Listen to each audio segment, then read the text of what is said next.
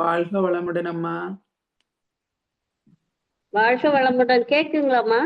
கேக்குதம்மா, கேக்குது. ஆரம்பிக்கலாம். நன்றி அம்மா.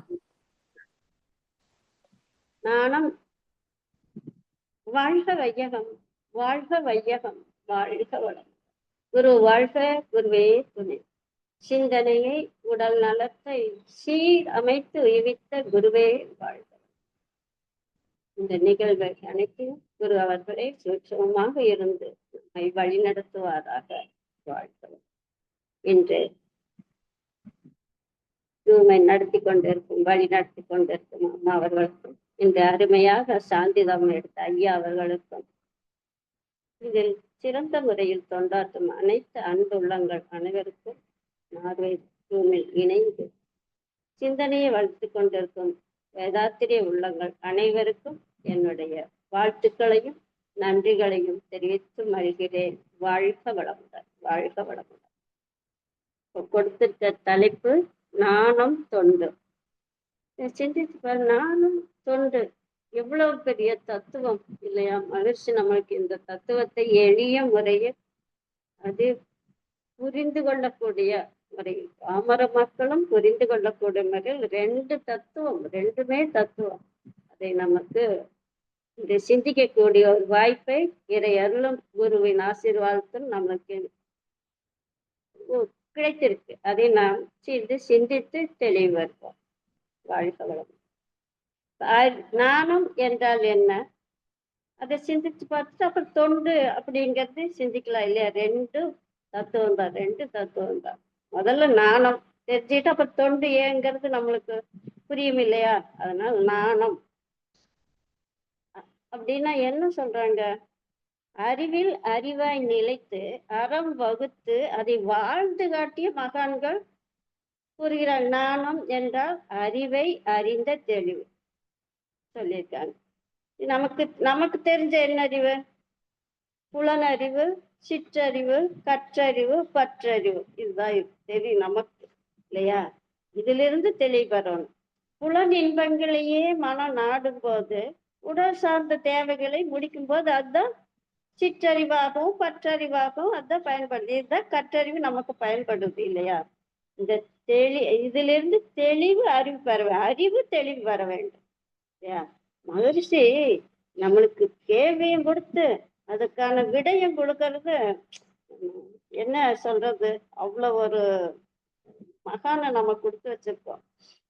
அதுக்கு என்ன செய்ய வேண்டும் சொல்ற? தெளிவு வர என்ன செய்ய வேண்டும்? அறிவில் தெளிவு வர என்ன செய்ய வேண்டும் சொல்றாங்க? அறிவை கொண்டு அறிவறிய புலன் அறிவினை உயிரில் அடக்கியும் ஒடுக்கியும் மெய்ப்பொருளாகி என் மேன்மை உணர்ந்திட மெய் விளக்க தவம் மேற்கொள்ள போகிறேன். எவ்வளவு சொல்லியிருக்காங்க. அறிவை கொண்டு அறிவறிய புலன் அறிவை. இப்ப புலன் அறிவு அப்படின்னா மனம் தான் இல்லையா? இப்ப மனம் அறிவு நானும் சிந்திச்சு பார்த்த எப்படி மனம் அறிவை உணர்ந்து கொள்ள நோக்கி மன அறிவை நோக்கி பயணிக்கணும். அது உணர்ந்து கொண்டு அது கரைந்து கொள்ளும் நிலையை நானும் கூட நம்ம சிந்திக்கலாம் இல்லையா?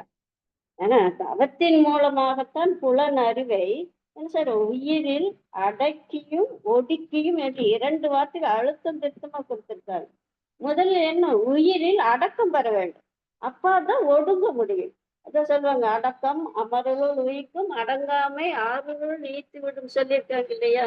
அப்போதான் நிலைக்க முடியும். ஒடுங்கினாலும் நிலைக்க முடியாது. ஒன்றி நின்று அறிவை பழக்க என்ன கிடைக்கும்? உறுதி, நுட்பம், சக்தி அதிகம் குறிப்பிட்டிருக்காங்கல்ல மகன். அப்படி நுட்பத்துடன் அறியும் போதுதான் மெய்ப்பொருளாகி அந்த பேரறிவை உணர்ந்து கொள்வதுதான் நாணம்ங்கிறார்.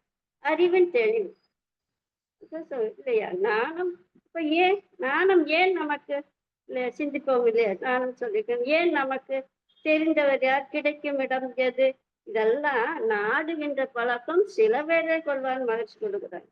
உருக்கமுடன் தேடுகின்றார். நாணத்தை உணர்ந்து கொள்வதற்கு என்ன? குருவின் வழிகாட்டுதல் ஆசீர்வாதம் அவசியம் என்பது தெரியாமத்தான் உளம் நொந்து வாடுகின்றார் சொல். இருளை தேட விளக்கெடுத்து தேடுவது போல் முரண்பட்டு தேடிக்கொண்டிருக்கிறார்கள். இல்லையா? குரு மூலமாக அந்த ஞானத்தை அடைய முடியுங்கிறது ஏதோ வழி, அங்க போனா கிடைக்குமா, இங்க போனா கிடைக்குமா, அப்படியே ஓடி ஓடி வாழ்க்கையின் ஓரத்திற்கே ஓடி முடித்து அப்படியே அந்த உளம் நொந்து வாடுகின்றான் சொல்றான். குரு இல்லாத வித்தை சுட்டு போட்டாலும் வராது இல்லையா? முயற்சி எடுக்க வேண்டும், அதற்கு விடாமுயற்சி வேண்டும். அந்த அளவுக்கு தான் பயன் கிடைக்குது. குருமகன் என்ன சொல்றாங்க, 14 வயதிலேயே அறிவின் நிலையை உணர்ந்து கொள்ள வேண்டும் என்கிறார். 14 வயதிலிருந்து அகத்தவத்தில் இந்த தெய்வ நிலையை உணர்ந்து கொண்டால் அறிவில் தெரிந்துவிடும் மகிழ்ச்சி. 14 வயதிலிருந்து இந்த நிலையை அறிவை தெளிவு வர வேண்டுங்கிறார். அதான் அப்ப வாழ்க்கையின் ஓரத்துக்கு ஓடி பின்னாடி உலகம் வந்து வாடி என்ன பெயர் இல்லையா? அதான் சொல்லுவார்கள், நம்ம நார்மலா சொல்லுவோம் இல்லையா, இளமையில் கல், இதெல்லாம் சொல்லியிருக்காங்க நமக்கு. இதோட 5ல் வளையாதது 50ல் வளையுமா இல்லையா? காற்றுள்ள போதே, வாய்ப்பு கிடைக்கும் போதே பயன்படும். அதுதான் மகிழ்ச்சி. 14 வயசுல இருந்து இதை கற்றுக்கொள்ள வேண்டும்னு சொல்றாங்க. ஞானத்தை உணர்ந்து கொள்வதற்கு என்னென்ன தகுதிகள் தேவைன்னு மகிழ்ச்சி சொல்றாங்க.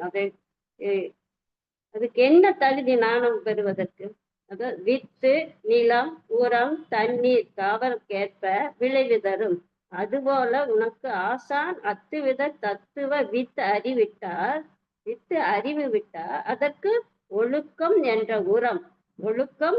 உரம் அறிவை ஒன்று நித்ததவம் அதுதான் நம்மளுக்கு மெயின்.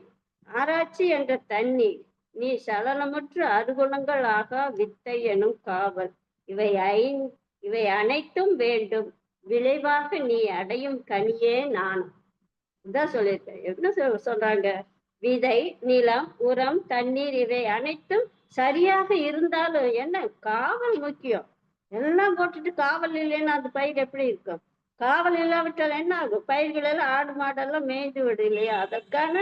அதுக்குதான் சுத்திலும் வேடு போட்டு காவல் இல்லையா? ஆட்களும் வந்து என்ன பண்ணணும், அடிக்கடி பயிர்களை பார்வையிட வேண்டும். தண்ணீர் போதுமானதா இருக்கா, வேண்டாமா, புல் பூண்டு முளைச்சிருக்கா, இதெல்லாம் பார்க்க. வேண்டாத போயிட்டாலும் எடுக்கணும். அப்போ பயிர் களை எடுக்கணும். இதான் அகத்தாய் மகிழ்ச்சி நம்மளுக்கு கொடுத்துருக்காங்க. அதுபோல குருமகன் அருளிய தவத்தை முறையாக செய்து வந்தால் ஆதியாக இருந்த அரூபமே உயிர்களாக இருக்கிறது என்பதை அறிந்து கொண்டால் என்ன, தெய்வ நிலையான அந்த பேரறிவு தெளிவாக விளங்கும் இல்லையா? அதுதான் ஞானம். அதற்கு என்ன வேணும் சொல்லிட்டாங்க இல்லையா? ஒழுக்கம் வேணும். என்ன ஒழுக்கம்? மகிழ்ச்சி டெபினிஷன். தனக்கோ பிறர்க்கோ தற்காலத்திலேயோ பிற்காலத்திலேயோ உடலுக்கோ உயிருக்கோ துன்பம் தராத செயல். நம்மளுக்கு எளிய முறையில் ஒழுக்கம்னு டெபினிஷன் கொடுத்துருக்காங்களா? அது வேணும். நம்மளுக்கு துன்பப்படுறதுக்கு நம்ம முடிந்த உதவி செய்யும். அது வேணும் இல்லையா? தவம் வேணும். இதெல்லாம் உணர்வும் தவம் வேணும். அதான் உறுதி நுட்பம் கிடைக்கும்னு சொல்லுவோம். அந்த தவம் எப்படி இருக்க வேண்டும்? ஒன்றி நின்று உறைந்து நம்மளுக்கு கொடுத்துருக்காங்க. ஒவ்வொரு தவத்திலையும் ஒன்றி உறைந்து உயிரில் உடலில் இயங்கும் மட்டும் கொடுத்துருக்காங்க இல்லையா? அப்படி நித்தம் தவம் பண்ணோம். உலக இன்பங்களிலிருந்து என்ன விடுபட முடியும்? அப்போ அது 6 குணங்கள் வருமா? உலக இன்பங்கள்ல இருந்து மனம் விடுவிட்ட 6 குணங்கள் நமக்கு இருந்து விடுபடுவது ஏசியா? இந்த அதற்குத்தான் காவல் சரியாக போட்டு விட்டால் பேரறிவாக தெய்வ நிலை விளங்கிவிடும். இதுதான் அறிவை அறிந்த தெளிவு ஞானமும் மகிழ்ச்சி கொடுத்துள்ளார். தெளிந்த அறிவில் தான் நான் யார் என்று சிந்திக்க போது அந்த இயற்கைதான் பிரபஞ்சமாக அதில் இயங்கிக் கொண்டிருக்கு. அனைத்தும் அந்த பேரறிவில் தான் இயங்கிட்டு இருக்கு. அந்த பேரறிவின் வெளிப்பாடாக இருக்குன்னு மற்ற அதன் வெளிப்பாடாக தான் ஒரு அங்கமாக இருப்பதை உணர்ந்து வாழும் வாழ்க்கை தானே. தேவையானவற்றில் என்ன வரும்? அளவு முறை வந்துவிடும். இப்ப கடமை, ஒழுக்கம் எல்லாவற்றையும் மதிக்கும் பண்பு இதெல்லாம் இயல்பாக வந்துவிடும். அப்ப விழிப்பில்லை மனிதரிடம் வாழ்ந்து.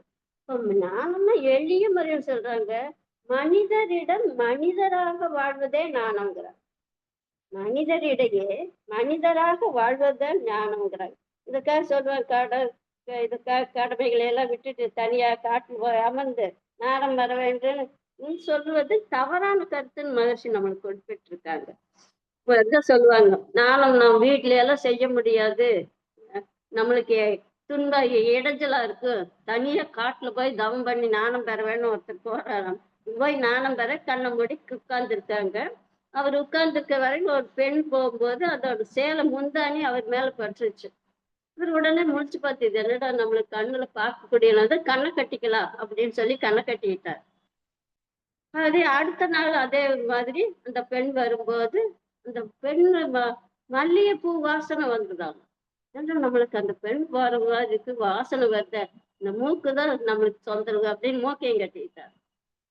அடுத்த நாள் அப்படியே வரும்போது அதே டைம் அதே வரும்போது ஜல் ஜல்லுன்னு சத்தம் கேட்டோம்.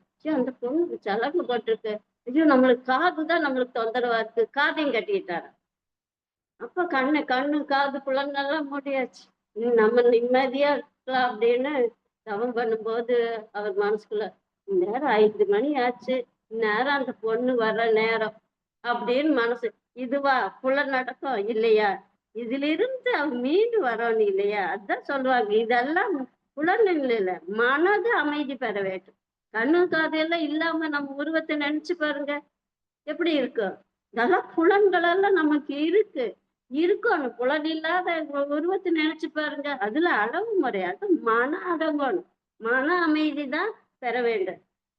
மகிழ்ச்சி சொல்லுவாங்க, புத்தரை எப்படி குடும்பத்தை எல்லாம் விட்டுட்டு கடமைகள் எல்லாம் திறந்து காடு மலை எல்லாம் அலைந்தார் இல்லையா, இறுதியில் அமைதியாக ஒரு மரத்தடியில் அமர்ந்து நாணம் பெற்றார்பாங்க. அதெல்லாம் சொல்லுவாங்க, போதி மரத்தின் கீழ் நாணம் கிடைச்சது. அதுவல்ல, அமைதியான மனநிலையில் தான் பக்குவத்தை அடைய முடியும். அதுதான் குருமகன் குரு. புத்தரை போல் கஷ்டப்பட வேண்டாம், எளிய முறையில் ஊட்டுகிறேன் நாணம் என்பார். புத்தரை போல் நீங்க கஷ்டப்படுறாங்க, எளிய முறையில் உங்களுக்கு சொல்றேன். மகிழ்ச்சி நம்மளை எவ்வளவு கீழே இறங்கி நம்மளுக்கு கூப்பிடுறாரு பாருங்க. எளிய முறை, எளிய முறையில் நமக்கு பிரமையானதையே கொடுத்திருக்காங்க இல்லையா, அதுவும் விஞ்ஞான முறைப்படி நமக்கு கொடுத்திருக்காங்க அல்லவா. திறமையானவங்க என்ன, எளிய முறையில் எல்லாரும் புரிஞ்சுக்கக்கூடிய வகையில் கொடுத்திருக்காங்க. என்ன கொடுத்திருக்காங்க? திறமையான என்ன? பற்றாயிருப்பு, பேராற்றல், பேரறிவு, காலம், இந்த 4 வளங்களையும் கொண்டதுதான ஆதிநிலை, பிரம்ம நிலை. அல்லாவாகவும் பரம மண்டலத்தில் இருக்கும் பரமபிதாவாகவும் இருப்பதைத்தான் தன்மாற்ற நிகழ்ச்சி தானே பிரம்ம ஞானம் இல்லையா. இந்த தன்மாற்ற நிகழ்ச்சி என்ன? நம்ம இறைநிலை, இறைத்துகள், விண், பஞ்சபூதங்கள், 1 அறிவு முதல் 6 அறிவு மனிதனாக வந்த சரித்திரம் தானே. நாம் தனியாக இருந்தாலும் எல்லாவற்றிலும் அந்த பேராற்றல் பேரறிவாக இருந்து இயக்கி கொண்டிருப்பதை உணர்வது அதுதான் ஞானம். எந்த உயிருக்கு அப்ப என்ன வரும்? எந்த உயிருக்கும் துன்பம் இல்லாமலும் துன்பப்படும் உயிர்களுக்கு உதவ வேண்டும் என்ற சிந்தனை உருவாகும் அல்லவா. இதுல என்ன எளிமையா புரிஞ்சுக்கலாங்க.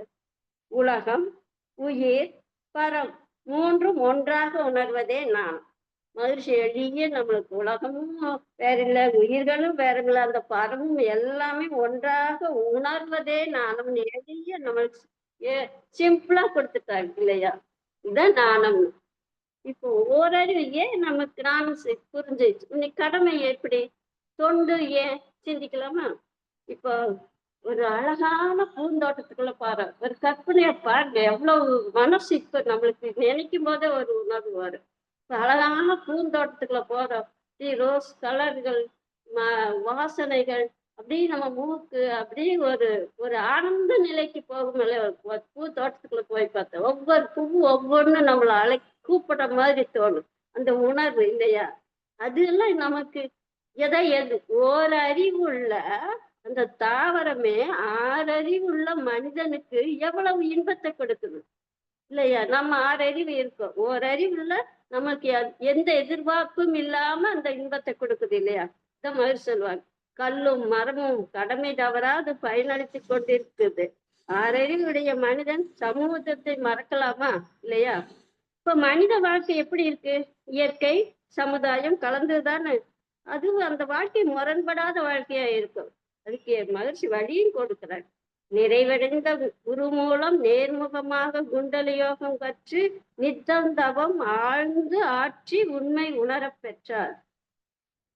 நித்தம் தவம் ஆழ்ந்து ஆற்றி உண்மை உணரப் பெற்றால் முனைப்பு போகும். அது போயிட்டா என்ன இருக்கு நம்ம இல்லைங்களா, அதுதானே நம்மள தடங்களை.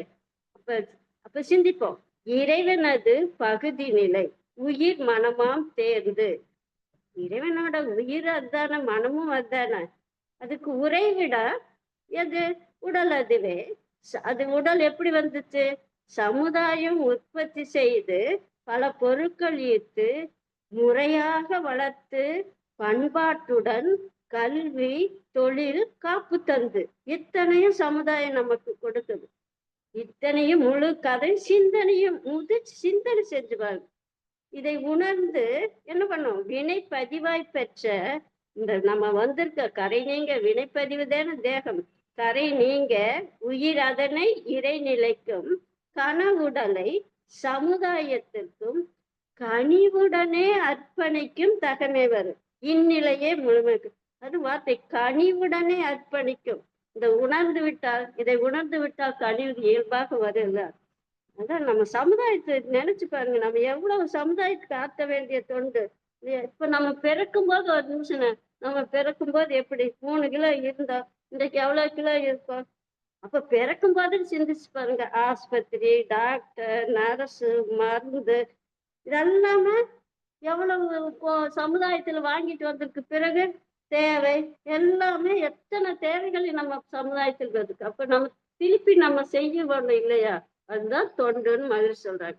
ஆனா தொண்டு செய்யும் போது இயல்பு எப்படி இருக்கணும், சமுதாயத்துல மக்கள் எப்படி இருப்பாங்க, நம்ம தொண்டு எந்த நிலையில் ஆற்றணுங்கிறதுக்கு மகிழ்ச்சி எல்லாமே நம்மளுக்கு ஒண்ணும் சொல்லாத விளக்கம் கிடையாது. எப்படி இருக்கணும்? தேவை, பழக்கம், அமைந்த சூழ்நிலை, தன்மை, அந்த சூழ்நிலை தன்மை தெளிவடைந்து வரும் அறிவின் உயர்வுக்கேற்ப நாவை, மனதை, செயலை பயன்படுத்தும் நற்பண்பின் பல வடிவில் மக்கள் உள்ளார். இந்த சமுதாயம் இந்த அளவுல இருக்கும். நல்லா தெளிவா சொல்லிட்டார். சேவை செய்ய முன் வருவார் சமுதாயத்தில் என்ன வேணும்? தியாகம், விட்டு கொடுத்தல், பொறுமை, அன்பு யாவையும் தன் இயல்பாக பழக்கி கொண்டு எவ்வுயிருக்கும் கருணையோடு ஈகை செய்ய வேண்டும்ங்கிறார். ஏன்னா சமுதாயத்துல எல்லாம் ஒரே மாதிரி இருக்கு. ஒவ்வொரு சூழ்நிலை ஒவ்வொரு அந்த சூழ்நிலையிலும் நம்மளுக்கு பொறுமை, விட்டு கொடுத்து இந்த பண்போடு தொண்டு ஈகை செய்ய வேண்டும் மகிழ்ச்சி சொல்வார். இந்த பிறப்பு இறப்பிடை உணர்தல் இயக்கமாகி நீதி நெறி மாந்தராகி வாழும் நிலையுணர்ந்து தொண்டாற்றி இன்பம் காண்போம்னு சொல்லுவாங்க இல்லையா? எண்ணம், சொல், செயல் இவற்றை தேவை, பழக்கம், அறிவின் தன்மை எல்லா நிலையும் சமுதாயத்தில் இருப்பாங்க இல்லையா? அதுக்கு விட்டு கொடுத்தல் இதெல்லாம் நம்மளுக்கு எவ்வளவு எளிமையா சொல்லு. எதிரியாக நம்ம அதுக்கு தான் மாதிரி சொல்லணும். நம்ம தவம் முடியும். எதிரியாக இருப்பினும் கருணையோடு வாழ்த்தணும்னு சொல்லியிருக்காங்க இல்லையா? அது எல்லாரும் அப்படி அந்த நிலையில இந்த நம்ம தொண்டு செய்யும் போது நம்ம மனநிலை அந்த பக்குவப்பட்டு இருக்கணும்னு மகிழ்ச்சி நம்மளுக்கு விளக்கமா கொடுக்குறாங்க. இப்ப வாழ்க்கை என்பது என்ன சொல்லுங்க? பிறப்புக்கு இறப்புக்கு இடைப்பட்ட காலம் நமக்குலாம். பிறப்பு உணர முடியும், நம்ம பிறக்கும் போது உணர்ந்தோமா? இறப்பு உணர முடியாது, இறப்பு நம்மளுக்கு தெரியாது. இடைப்பட்ட காலம் தானே நம்ம வாழ்க்கை. அந்த வாழ்க்கை உணர்ந்து வாழக்கூடிய வாழ்க்கையாக இறைநிலையை உணர்ந்து, அதாவது செயலுக்கு விளைவு, செயல்நிலை விளைவாக தெய்வ அமைப்பிருக்க தவறிழுத்து பின் பரமனை வேண்டுவது என்ன குறிப்பிட்டிருக்காங்க. இந்த நீதியை கருத்தில் கொண்டு தொண்டாற்றுவதுதான் பேரின்பம் சொல்லியிருக்காங்க இல்லையா? அன்பும் கருணையமாக அகன்ற நிலையில் உள்ளாய், என் மனதை விரித்தேன் நினைத்து கொண்டாய் உன்னுள்ளே, கண்ம வினைகள் எல்லாம் கழிந்தன உணர்கின்றேன், உன்னை உணர்ந்து உய்ய உலகோர்க்கு தொண்டு செய்வேன் குறிப்பிட்டிருக்காங்க. இதுதான் பேரின்ப தொண்டு. அன்பும் கருமையாக அந்த மனிதர்களும் உய்யும் பொருட்டு தொண்டு செய்வேன், இறைப்பணி, அதுதான் பேரின்பம்னு மகிழ் சொல்லுவாங்க இல்லையா? அன்பர் பணி செய்ய என்னை ஆளாக்கி விட்டார், இன்ப நிலை தானே வந்த இதும் பராபரமே வள்ளலார் சொல்லியிருக்காங்க இல்லையா? அடியார்க்கு தொண்டு செய்வதே பெரிய தொண்டு என்கிறார் மாணிக்கவாசகர்.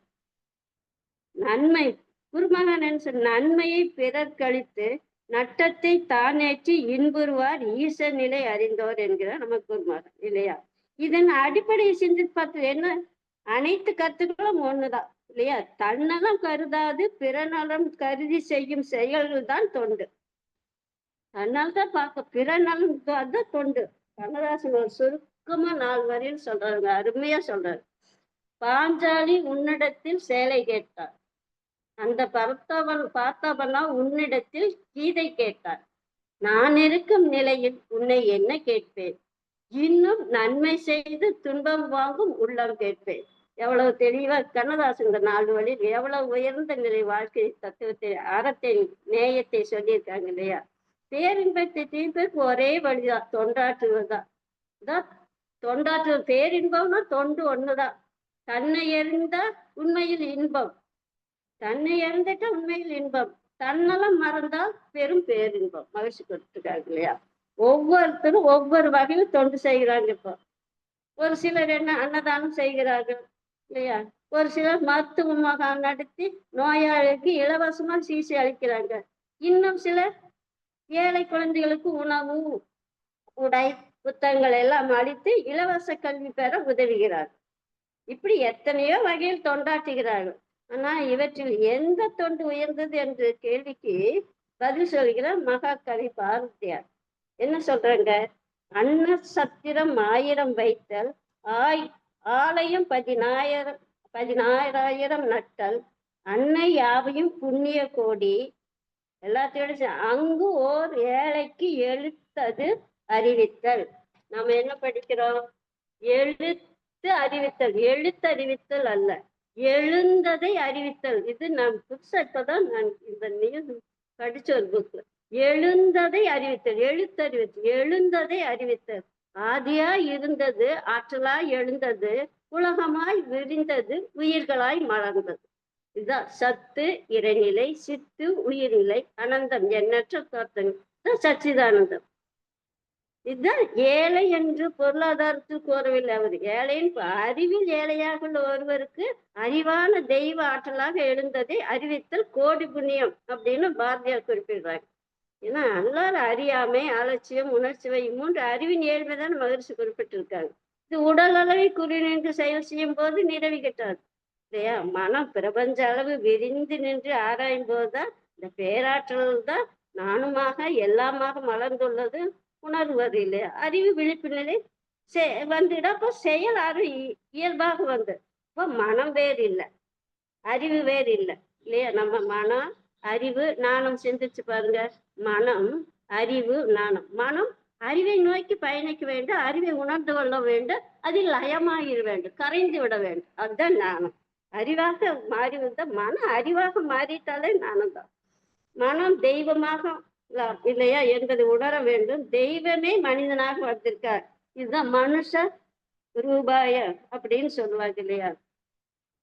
சொல்லுவாங்க தன்னை அறிவது உண்மையில் இன்பம், அதை விட அறிந்த பிறகு தன்னலம் மறந்து எல்லோருக்கும் இன்புற்றிருக்க நினைப்பதே அதுதான் பேரின்பம் சொல்றாரு என்று தன்னை அர்ப்பணித்து கொண்டு தன்னை சமுதாயத்துக்கு தொண்டாற்று உலக நல தொண்டன் மகிழ்ச்சி குறிப்பிட்டிருக்காங்க.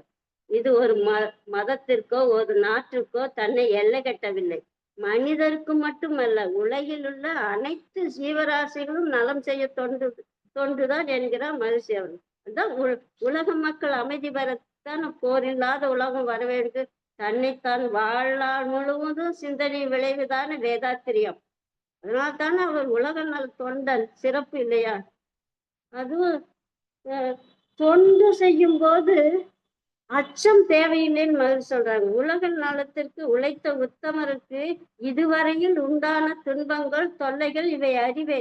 பல கோணத்தில் சிந்தித்து பரம்பரையாக தொடர்ந்து வருவது இந்த பழிவாங்கும் என்ற எண்ணம் அறிந்துள்ள இது எனக்கு தெரியுது. எனினும் சில பொருள் எனது உயிரை பெரிதென்று மதிப்பிட்டு சிந்தனையின் ஒளியை நான் பாழ்படுத்தி விட்டேன். நல்வாழ்வு மனித இனம் பெற்று உலகம் நாடு நாடாய் சென்று நற்தொண்டு செய்வேண்டிய. நான் தொண்டு செய்வது அச்சம். நம்ம இதெல்லாம் தெரிஞ்சதை. ஏன்னா எவ்வளவோ ஞானிகள் தத்துவத்தை சொல்லும்போது எத்தனை மகான்கள் ஞானிகள் அவர்கள் பட்ட துன்பங்கள் நாம் தெரிந்துதானே. வள்ளலார் எவ்வளவு துன்பம், புத்தபிரான் எவ்வளவு துன்பம், இயேசுபிரான் கல்லடிச்சு, சாக்ரட்டிஸ் இவர்கள் எல்லாம் இறை தத்துவத்தை தான் மக்களுக்கு போதித்தார்கள். ஆனா அதை புரிந்து கொள்ளாத சில அறிவின் ஏழ்மை உள்ளவர்கள் தானே எவ்வளவு துன்பம் கொடுத்தாங்க. நம்ம குருமகன் வாழ்க்கையில் எவ்வளவு துன்பங்கள் சுயநலவாதிகளை அனுபவித்திருக்கார்கள் இல்லையா. குடிசை போடம் கூட அனுமதிக்காம அந்த இடம் அரசாங்கத்தோட எத்தனை எதிர்ப்புகள். ஏன் அமெரிக்காவில இருந்து அவர் தப்பி வந்ததே ஒரு சிலர் உதவி செய்வதா என்று கூறியிருக்காங்க அல்லவா. இதெல்லாம் எவ்வளவு துன்பங்களை அனுபவிச்சு நம்மளுக்கு அந்த துன்பத்திலெல்லாம் மீறி நம்மளுக்கு அந்த மெய்ப்பொருளை அந்த உணர்வோட கொண்டு உலக நல தொண்டுங்கிறது மகிழ்ச்சி எவ்வளவு சிறந்த ஒரு தொண்டு இல்லையா? என் சிந்தனைக்கு தடை போட்டு விட்டு, ஏன்னா இதெல்லாம் நினைச்சிட்டு ஆனா இப்போது என் மனநிலை உலக மக்களின் நலங்கருதி உய்யும் பொருட்டு இது என்னோட பெருசுன்னு நினைச்சிட்டு இதெல்லாம் சிந்தனைக்கு ஒலிக்கே தடை போட்டு விட்டுட்டேன்னு வார்த்தை குறிப்பிட்டிருக்கார். அதனாலதான் இறை தத்துவத்தை அறிவின் நிலை உணர்ந்து நற்தொண்டு செய்வேன் என்கிறார். நம்மளுக்கு இது வாழ்ந்து காட்டிய மகான் அல்லவா? என் மரணம் என் ஜனம் இரண்டையினாகவே எண்ணம் பொருள் பொருள் அனைத்தையும் ஈட்டுகிறேன். இவை அனைத்து என்ன நன்மக்கள் நல்ல வழிய செல்வன் புவிவாழ் நலம் கருதி அனைத்தையுமே கொடுப்பேன். ஒன்னும் வச்சுக்க, அனைத்தையுமே உங்களுக்கு எளிமையும் இன்முகமும் எனது செல்வம் வீடோ ஏகவழி வாழ்ந்து காட்டுன மகான் அல்லவா நம்மளுக்கு. அதான் பாரதியார் சக்தியிடம் வேண்டாங்க, நல்லதோ வீணை செய்து அது நலங்கட புழுதியில் எறிவதுண்டோ சொல்லடி சிவசக்தி என்னை சுடர் மிகும் அறிவுடன் படைத்து விட்டாய், வல்லமே தாராயோ இந்த மாநிலம் பயனுற வாழ்வதற்கு. கேட்கிறாரு பாருங்க, வல்லமே தாராயோ இந்த மாநிலம் பயனுறுவதற்கு சொல்லடி சிவசக்தி நிலை சுமை என வாழ்ந்திட குறுகையா. இந்த தொண்டு செய்யலன்னு என்ன நிலை சுமையா வாழ்ந்துட எவ்வளவு எழுதியிருக்க பாருங்க. இந்த மாநிலத்து வாழ்கின்ற அனைத்து சீவராஜுக்கு என்ன நன்மை தரும் வகையில் வாழ்ச்சு. அப்படி அமையாத வாழ்க்கை தண்டச்சோறுங்கிறாங்க, நிலச்சுமைங்கிறாங்க இல்லையா? அமையாத வாழ்க்கை தண்டச்சோறு, பூமிக்கு பாரமாக வாழ்வது பாவம் என்று பாரதியார் புலம்புகிறார் பாருங்க. ஒரு மனித தொண்டுக்காக தன்னை பணிகள் தெய்வமே அவனது அனைத்து தேவைகளில் ஒரு மனிதன் தொண்டுக்காக தன்னை அர்ப்பணிக்கின்ற போது தெய்வமே அவனது அனைத்து தேவைகளும் முன்னின்று நிறைவு செய்கிறது. அஞ்சாதே உனக்கு முன் என் ஆணை செல்லும் என்று இயேசுபிரான் சொல்லியிருக்காங்க. இது குரல் மகான் சொல்லியிருக்காங்க இல்லையா?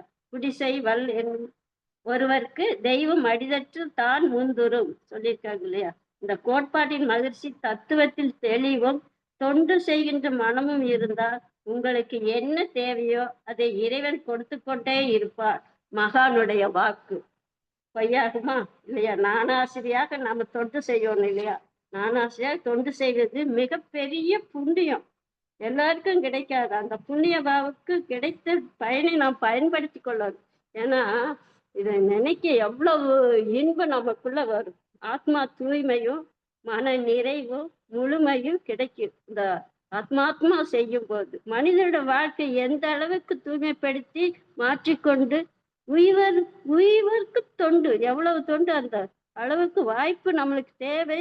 இதுக்கெல்லாம் முயற்சிகளும் முறையாக பயிற்சிகளும் நமக்கு வேணும். இதெல்லாம் கொடுக்கக்கூடிய இடம் மனவளக்கலை தான், வேற எங்கேயும் இருக்கு. நம்ம கொடுக்கக்கூடிய இடமே மனவளக்கலை. அந்த ஆத்மாத்மா நாம தொண்டு செய்யக்கூடிய ஒரே இடம் மனவளக்கலை மன்றம் தான். ஒரு ஆன்மா உய்வதற்கு உயிரியே உணர்த்தக்க வகையில் குருவுடன் இணைந்து தீட்சை கொடுப்பது என்பது எந்த பிறவியின் பயன் எண்ணி பாருங்க. பெற்றோர்கள் செய்த புண்ணியமோ நம்ம செய்த புண்ணியமோ என்ற உணர்வு வரும்போது ஏற்படும் மன நிறைவுக்கு ஈடு இதையே இல்லைன்னு சொல்லலாம் இல்லையா? என்று நமக்கு மனவளக்கலையின் சங்கத்தின் தொடர்பு கொண்டு தொண்டு செய்ய இறையர்களும் குருவர்களும் நமக்கு ஆசீர்வாதம் எப்பவும் வேணும்.